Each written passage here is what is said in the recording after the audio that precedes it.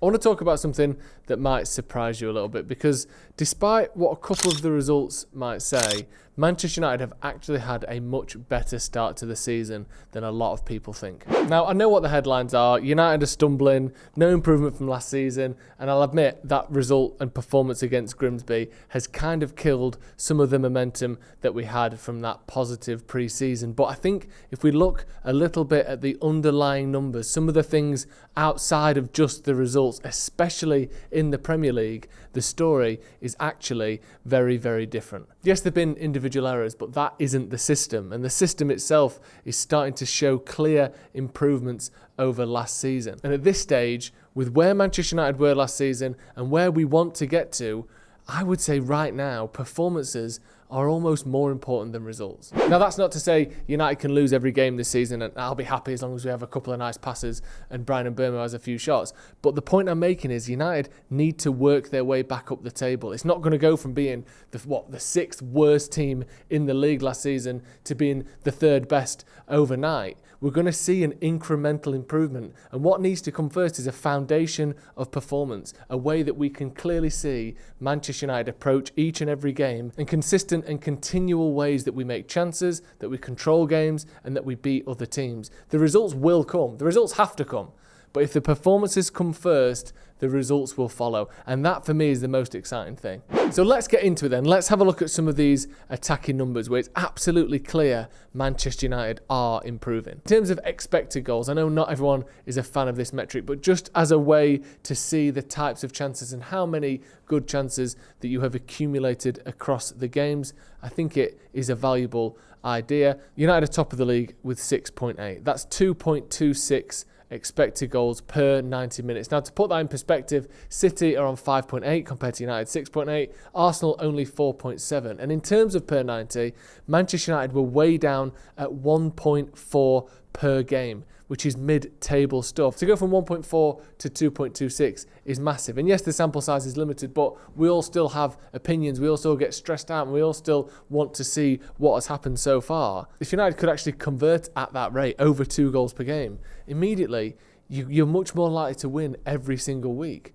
If you can score 2 goals every single game, we're going to win a lot more games than we lose. Now, another stat where United lead the way is touches in the opposition box. Again, it's just these sort of metrics that add up to being a more dangerous side. The more you have the ball in the opposition box, the more likely you are to score. Obviously, that just goes without saying. Again, compare that to some of the other teams. We're ahead of City, Chelsea, Arsenal, and compare that to last season, United were 9th in that regard. It's a big step forward again. Now, with crossing, this is one for me that is really interesting because we're hitting 6.7 accurate crosses per 90. Last season, it was barely 4 per game. That is a drastic uptick in crosses. And it's clearly part of the way Ruben Amorim wants to play. The fact that you have these number 10s playing wide and the wing-backs overlapping or underlapping, it's clear that the ball is going to be coming from those wide areas very, very often. And the only way to do that is to put crosses in, or to play low crosses, or to try and find Benjamin Sesko's head. But if the crosses are going up, that for me is more of an adherence to Ruben Amorim's system.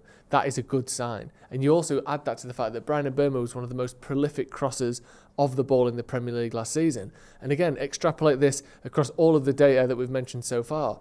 Not just are you taking more shots, not just do you have more expected goals, not just are we putting more crosses in. All of these actions are being taken by better players. Personally, I think we've massively improved our front three. I would much rather have Cunha taking a shot than, no offence, Alejandro Garnacho. I think Brian Mbeumo is a more clinical player than Jadon Sancho or than Marcus Rashford. I just think that they are. And again, Benjamin Sesko, if we are going to be putting these balls into the box, I trust Sesko to get goals out of these crosses more than I did with Rasmus Højlund. Not only are the numbers up, but the people conducting these actions are better at doing it. Now, at the moment, Manchester United are still underachieving against these metrics, and that's why we're in the position that we're in. We're 9th in the table. Obviously not good enough. I mean, it's better than 15th, but it's not where we want to be.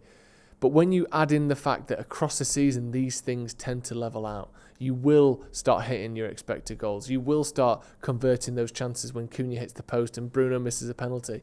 Those aren't something that's going to happen every single time they get in those positions. Another thing to remember is own goals is currently our top goal scorer this season. Once we start to see Cunha and Mbeumo and Sesko getting confidence in front of goal, then these things will snowball and massively improve. Now, the elephant in the room, I'll hold my hands up in all of this, is Grimsby. I can't defend that performance. I can't look at the metrics, and there is no reason whatsoever to lose to a fourth-tier team. And no video and no me sort of looking at the data is going to tell you or convince anyone or convince me that that was allowed to happen or that should have happened. And it was a disaster. It just was. We only had 2 cup competitions to go for this season. We're already out of one of them to one of the lowest teams that we've ever lost to in our 150-year history. It's just not good enough. However, occasionally these things happen, and that's not what anyone wants to hear. I get that. Someone has to be held responsible. There must be giant ramifications for this giant mess. But I do just think that game was a bad day for this team. And obviously, if in 10 games' time it's more Grimsby's than it is Burnley's, or we're losing week in, week out, then all of this will be for nothing. And I will, of course, admit that some of what we've seen so far was maybe just an outlier. Maybe it wasn't a real trend towards us improving. It was just papering over the cracks with some slightly better players. But I think if somehow we can push that Grimsby defeat to one side, which I know it sounds mad, I think the Premier League season so far has been noticeably better than last year. And I think, last minute winner against Burnley doesn't really feel like it's much better, but we had 26 shots. They had 5. Against Arsenal, we lost the game, and they never beat other teams away from home. I get it. But again, we had 22 shots in that game. Again, Arsenal, I think, had 5. And in the Fulham game, for the first 35 minutes, we were excellent. We saw Cunha hit the post, that brilliant ball over the top from Bayindir, where Cunha is one-on-one with the keeper and unfortunately hits it at him. And then Bruno Fernandes misses a penalty.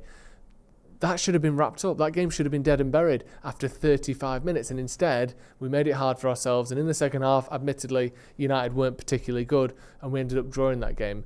But it's a game that we should have had wrapped up immediately. And the problem with the Grimsby result, outside of just what it was, is certain results hurt a manager more than others. Not all losses are worth the same when it comes to a manager's reputation. The 7-0 against Liverpool hurt Erik ten Hag so much. Look at the 5-0 loss to Liverpool for Ole Gunnar Solskjaer, and even the Europa League final, which was a very close game, losing on penalties, because it was against Villarreal, a team we were expected to beat. That loss damaged Solskjaer's reputation so much. So the Grimsby game is going to be a bad one for Amram. If the results don't turn around in the next few weeks and we don't go on a consistent run of form, even after we face City and Chelsea, it's going to be, and remember Grimsby. We can't overlook Grimsby. We should have known from Grimsby. And I understand that. The results have to turn around as well. It's not just about performances. And the final thing to remember is, this is just the start of the season. Look at some of the other big teams that are struggling. Man City, currently 13th. They've lost 2 games in a row. Newcastle are 17th in the league. Despite a spirited loss to Liverpool, they also couldn't score against Villa or Leeds.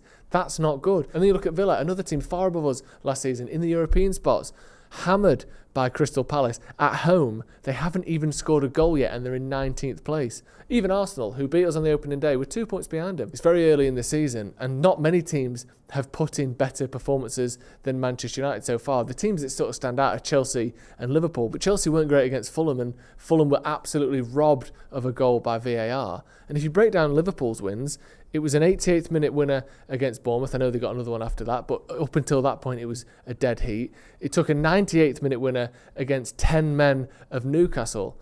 And then against Arsenal, it was a fantastic, I'll admit, free kick in what was otherwise the most boring game in Premier League history. So yes, they've got 9 points, but they've hardly been blowing teams away and winning comfortably either. So I think the takeaways from this are, yes, the results haven't been exactly what we'd want so far this season. It's nice to finally have a win under our belt, but not winning any of those first 3 was very, very poor. But if you look underneath the surface, The performances are improving. The numbers are starting to back that up. And with time, that will come up to the surface and these wins will arrive. This isn't the same Manchester United as last season. It's still early days, but if these performances keep going and keep improving, the results are going to catch up. That's going to be all from me. Thank you very much for watching. Get your thoughts in the comments below. Am I just being way too positive, or have you seen what I've seen and actually United might well be on the right track? We'll see you in a bit.